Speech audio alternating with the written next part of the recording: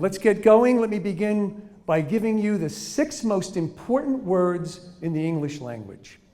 The 6 most important words in the English language. Let me tell you a story. Anytime you have children who are not motivated, just say those 6 words and they will come to life. Yes, yes, yes, yes, yes. The story is about a child named Jason. Jason is today 25 years old. I knew Jason when he was 3, 4, and 5. He was attending a daycare center. I was working with the teachers.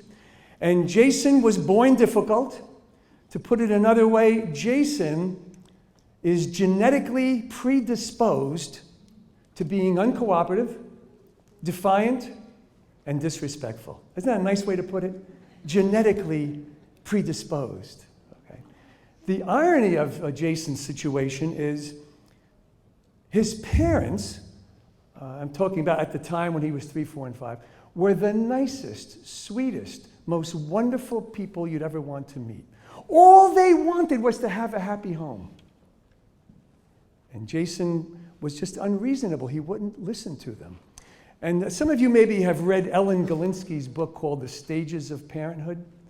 And in the stages of parenthood, there are 6 stages, but stage number 1 is the image-making stage. Is anybody pregnant here? Who's pregnant? Who wishes they were? No. Nobody's pregnant? Well, when you're pregnant, who has kids? Raise your hand if you have kids. So you've all been pregnant.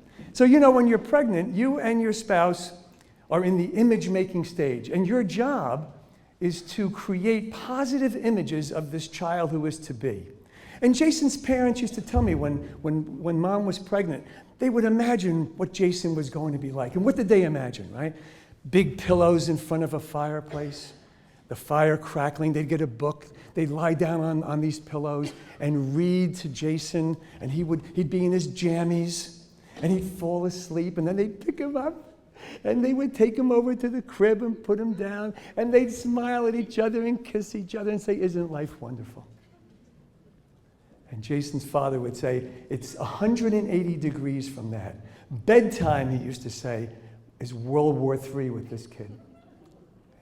So Jason, a very difficult child at home, very difficult in school, couldn't handle transitions, disrespectful to his teachers. The good news, folks, Jason turns it around because Jason's parents and the teachers from the school get together and develop a simple plan, a thoughtful plan for Jason. And the research says that when you have a difficult child and you develop a plan of sorts that parents and teachers share, the child gets better and stays better. When Jason was a teenager, his parents sent me a letter thanking me for helping them and so forth. And here's part of what they said. They said, "As Jason's parents, we were overly permissive and rationalized his behavior. But with love combined with firmness, our plan has channeled his strong independence, high energy, and even stubbornness into constructive behaviors. The traits that made us crazy when he was younger now have become his strengths." And this is the wonderful thing about temperamentally difficult kids. When they're young, they're a handful, and it is very hard. But the traits that drive you crazy when they're younger, particularly now, speaking as a parent, breathe life into them as they get older. And I'll explain